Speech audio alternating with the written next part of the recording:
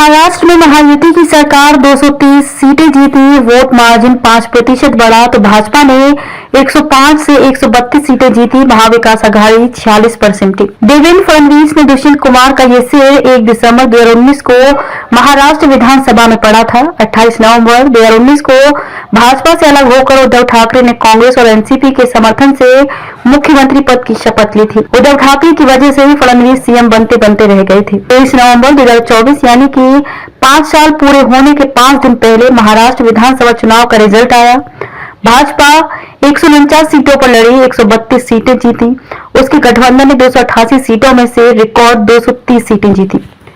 भाजपा का strike rate 88% रहा, हालांकि वोट शेयर 26.77% के मामले इजाफा हुआ। 2019 के चुनाव में वोट शेयर 36.10% था।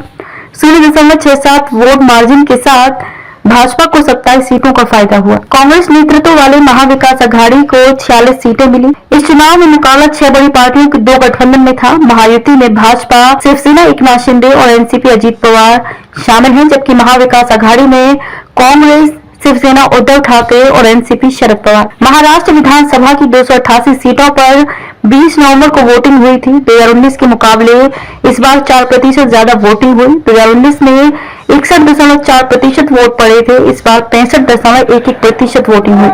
महाराष्ट्र के चुनाव परिणामों में एनडीए गठबंधन महायुति की एक तरफा जीत से एक बार साफ हो गई है कि राज्य में मराठा और हिंदुत्व की राजनीति के 2 बड़े चेहरे सियासत में प्रभावहीन हो जाएगी। बालासाहेब ठाकरे के 64 वर्षीय बेटे उद्धव ठाकरे की शिवसेना ने इस बार 95 सीटों पर प्रत्याशी उतारे थे, लेकिन सिर्फ 20 पर सिमट गई है। वोट शेयर 10.10 रह गया है। इससे ये तय हो गया है कि महाराष्ट्र की जनता ने शिवसेना शिंदे को ही असली शिवसेना माना है और उद्धव ठाकरे की शिवसेना को नकार दिया है। इसके मायने ये भी है कि हिंदुत्व की राजनीति पर बाल ठाकरे के परिवार की दावेदारी कमजोर होगी।